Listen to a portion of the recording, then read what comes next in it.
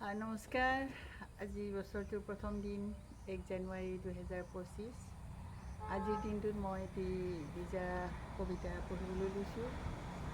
মোৰ কবিতাটি মই নিজৰ ঘৰৰ বাগিচাত পঢ়ি আছোঁ।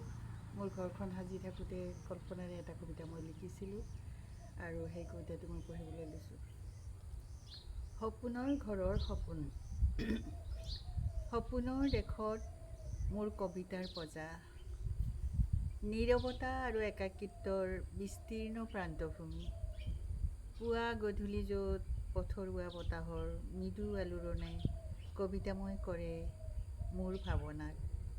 তুমি কৈছিলা মোৰ পজাঘৰৰ নীৰৱতাত সুৰ তুলি তুমি এটি পক্ষী হৈ নিতৌ উৰি আহিবা।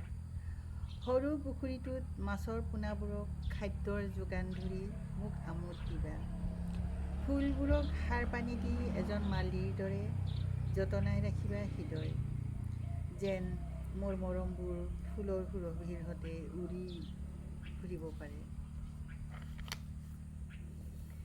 কেতিয়াবা তুমি খেতিয়ক হ'বা আৰু মোৰ বাৰীত লহপহীয়া শাকনি এখন গঢ়ি তুলিবা।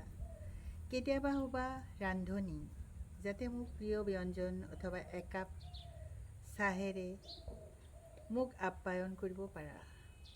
কেতিয়াবা বন্ধু হৈ মোৰ সতে বাগিচাৰ মাজে মাজে ঘূৰি ফুৰিবা। ফুলি উঠা ফুলবোৰৰ সতে মোক মিতিৰালি পাতি দিবা।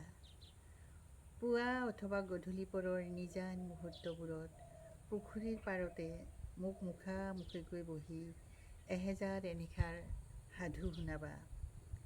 কেতিয়াবা প্ৰেমিক হ'বা, অন্তহীন ভাৱনাৰ উমাল অনুৰাগেৰে হৃদয় উতলা কৰিবা।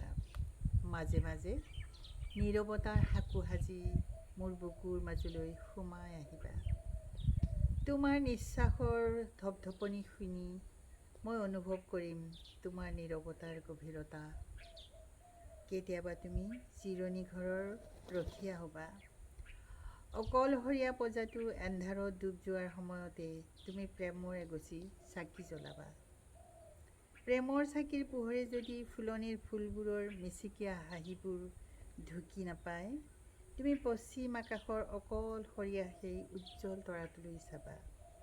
শুক্লপক্ষৰ ৰাতি যদি জন্তু বিচাৰিবলৈ পজাঘৰৰ চাকি গছ অথবা পশ্চিম আকাশৰ অকলশৰীয়া তৰাটোৱে তোমাক পৰ্যাপ্ত পোহৰ নিদিয়ে,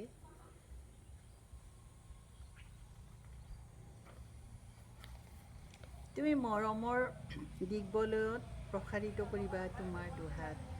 মই জোন হৈ নামি আহিম মৰতলৈ আৰু জোনাক হৈ আৱৰি ৰাখিম তোমাক। ৰাতিপুৱালেই তুমি দক্ষ মিস্ত্ৰীৰ দৰে বাচক বনীয়া নক্সা আঁকিবা মোৰ পজাৰ দেৱালত, চৰাঘৰৰ চকী মেজত, চিলিংখনৰ বোৰ্ডবোৰত, মোৰ শোৱনি কোঠাৰ দুৱাৰ খিৰিকী আৰু পূবৰ বাৰান্দাখনত। পশ্চিমৰ বাৰান্দাখনতে তুমি মোৰ সৈতে বহিবা। লতা গোলাপৰ থোপাবোৰ আমাৰ ফালে চালেই তুমি মোক লিলিবোৰৰ কাষলৈ হাতত ধৰি নিবা। শাৰী শাৰী গোলাপ আৰু খিচেন্থিমেমৰ বৃত্তৰ ওচৰেৰে কচমচবোৰ চুই চাবা। কচমচৰ হালধীয়াই পদূলিমুখতে তোমাক যদি ভেটা দিয়ে, হাত বোলাই মৰমেৰে ক'বা, হেৰা পাগলী, ময়ে এদিন পঁইজীহাটৰ পদূলিত বীজ সিঁচিছিলোঁ হালধীয়া সপোনৰ। হালধীয়া হৈ পৰিব যেতিয়া প্ৰকৃতিৰ বৰণ, জীৱনৰ বিয়লি বেলা মই বাট চাম এষাৰ মৰমৰ মাত শুনাৰ বাবে, যিয়ে সেউজীয়া কৰিব মোৰ সমগ্ৰ চেতনা।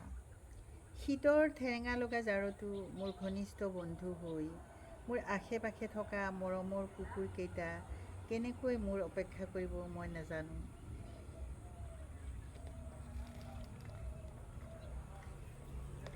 কিন্তু মই অন্তঃকৰণেৰে বিশ্বাস কৰোঁ তুমি ৰৈ থাকিবাই জীৱনৰ বিয়লি বেলাৰ সূৰ্যাস্তৰ পিছতো।